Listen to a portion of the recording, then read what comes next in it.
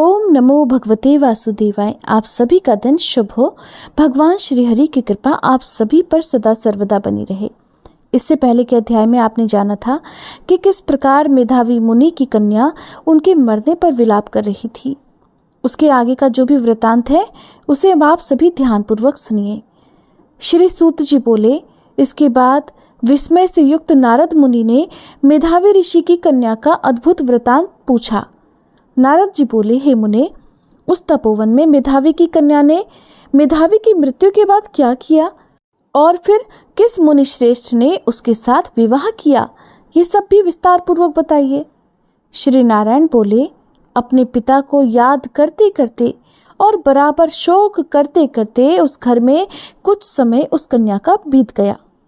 Youth से भ्रष्ट हुई हिरनी की तरह घबराई, शून्य घर में रहने वाली, दुख रूप अग्नि से उठी हुई भाप द्वारा बहते हुए अश्रु नेत्र वाली, जलते हुए हृत कमल वाली, दुख से प्रतिक्षण गर्म श्वास लेने वाली, अति दीना घिरी हुई सर्पिणी की तरह अपने घर में अपने दुख को सोचती और दुख से मुक्त होने के उपाय को ना देखती हुई उस कमजोर होती हुई को उसके शुभ भविष्य की प्रेरणा से सांत्वना देने के लिए उस वन में अपनी इच्छा से ही पर क्रोधी, जिनको देखने से ही इंद्र भयभीत होते हैं, ऐसे जटा से व्याप्त साक्षात शंकर जी के समान भगवान दुर्वासा ऋषि आए। हे नारद, भगवान श्री कृष्ण ने राजा युधिष्ठिर से कहा कि हे राजन, वह दुर्वासा आए जिसको कि आपकी माता कुंती ने बालापन में प्रसन्न किया था। तब उन सुपूजित महर्षि ने देवताओं को आकर्षित करने वाली विद्या उन्हें दी। और हे राजन, जिन्होंने सब देवताओं से नमस्कार किए जाने वाले मुझको भी रुक्मणी के साथ रथ में बैलों की जगह जोता, दुर्वासा को बिठाकर रथ खींचते हुए जब हम दोनों रास्ते में चलने लगे, तब चलते चलते रास्ते में बहुत तेज से हमारे तालू और होठ सूख गए थे। जिस रुक्मणी के ऐसे जल चाहने वाली रुक्मणी ने जब मुझे सूचित किया, तब कंधे पर रथ की जोत को रखे हुए चलते चलते ही पांव के आगे के भाग से पृथ्वी को दबाकर रुक्मणी के प्रेम के वशीभूत मैंने भोगवती नाम की नदी को उत्पन्न किया। तब वही भोगवती ऊपर से बहने लगी। इसके बाद उसी के जल से, हे महाराज, रुक्मणी की प्यास को मैंने बुझाया। इस प्रकार रुक्मणी की प्यास को बुझना देखकर उसी क्षण अग्नि की तरह दुर्वासा ऋषि क्रोध से जलने लगे और प्रलय की अग्नि के समान उठकर दुर्वासा ने शाप दे डाला। क्रोधित होकर कहने लगे, बड़ा आश्चर्य है, हे श्री कृष्ण, रुक्मणी तुमको सदा अत्यंत प्रिय है, इसलिए स्त्री के प्रेम से युक्त तुमने मेरी आज्ञा का उल्लंघन कर अपना महत्व दिखलाते हुए इस प्रकार से उसे पानी पिलाया। इसलिए मैं तुम्हें श्राप देता हूँ कि तुम दोनों का वियोग होगा। और इस प्रकार उन्होंने भगवान श्री कृष्ण को शाप दे दिया था।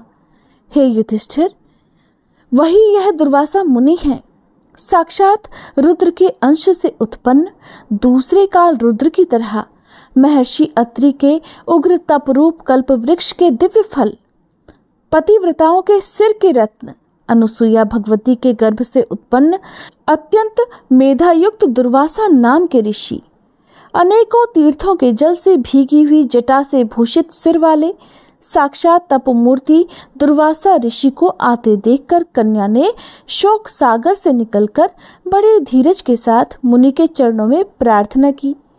प्रार्थना करने के बाद जैसे वाल्मीकि ऋषि को जानकी जी अपने आश्रम में लाई थी, ठीक वैसे ही यह भी दुर्वासा जी को अपने घर में लाकर अर्घ्य पाद्य और अनेकों प्रकार के जंगली फलों और पुष्पों से स्वागत के लिए आज्ञा लेकर आदर पूर्वक पूजन करके बोली, हे महाभाग, हे अत्रि कुल के सूर्य, आपको प्रणाम है।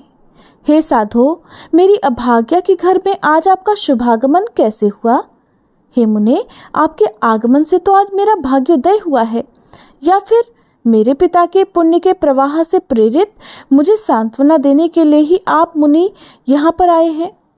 आप जैसे महात्माओं के पांव की धूल जो है वो तीर्थ रूप है, और उस धूल का स्पर्श करने वाली आज मैं अपना जन्म सफल कर सकी हूँ। आज मेरा व्रत भी सफल है। आप जैसे पुण्यात्मा के जो आज मुझे दर्शन हुए, इसलिए आज मेरा उत्पन्न होना और मेरा पुण्य सफल हुआ। ऐसा कहकर वह कन्या दुर्वासा जी के सामने मौन होकर खड़ी हो गई। तब भगवान शंकर के अंश से उत्पन्न दुर्वासा मुनि मंद हास्य से बोले, हे द्विजसुते, तू बड़ी अच्छी है। तूने अपने पिता के कुल को ताड़ दिया। ये मेधावी ऋषि के तप का ही फल है जो उन्हें तेरी जैसी कन्या उत्पन्न हुई। तेरी धर्म में तत्परता जान कैलाश से मैं यहाँ आया और तेरे घर आकर तेरे द्वारा मेरा पूजन हुआ है। हे वरारोहे, मैं शीघ्र ही बद्रिकाश्रम में मुनीश्वर सनातन नारायण देव के दर्शन के लिए जाऊंगा, जो प्राणियों के हित के लिए अत्यंत उग्र तप कर रहे हैं। दुर्वासा जी की बात सुनकर वह कन्या बोली, हे ऋषि, आपके दर्शन से ही मेरा शोक समुद्र आज सूख गया। अब इसके बाद तो मेरा भविष्य उज्जवल है, क्योंकि आपने मुझे सांत्वना दी है। हे मुने, मेरी उस प्रादुर्भूत बड़ी भारी ज्वाला युक्त दुख रूपी अग्नि को क्या आप नहीं जानते हैं? हे दया सिंधु, हे शंकर, उस दुखाग्नि को शांत कीजिए। मेरे विचार से हर्ष का कारण मुझे कुछ भी दिखलाई नहीं देता। ना मेरी माता है, ना पिता है, ना ही कोई भाई है जो मुझे धैर्य देता। इसलिए दुख समुद्र से पीड़ित मैं भला कैसे जीवित रह सकती हूँ? जिस जिस दिशा में मैं देखती हूँ वो दिशा मुझे शून्य ही लगती है। इसलिए हे तपोनिधे, मेरे दुख को आप शीघ्र ही दूर कर दीजिए। मेरे साथ विवाह करने के लिए कोई भी तैयार नहीं होता है।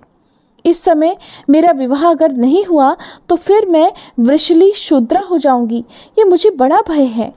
इसी भय से न मुझे नींद आती है और न भोजन में ही मेरी रुचि होती है।